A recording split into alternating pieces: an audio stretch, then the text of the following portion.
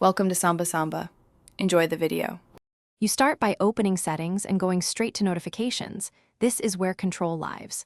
Scroll the app list and identify high-priority apps, work, family, banking, so you can act.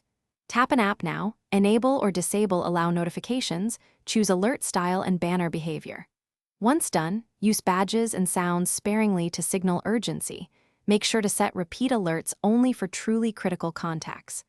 This establishes the foundation for precise, low-noise delivery. Next, configure focus modes to filter notifications by context. You'll create one for work and another for personal. Add allowed people and apps. These are the only interruptions you'll receive.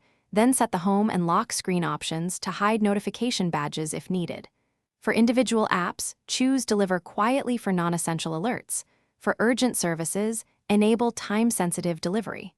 Once configured, test by sending messages. Adjust app permissions so only priority alerts slip through during each focus. Finally, refine and automate. Schedule focus modes by time or location so you don't have to toggle them manually.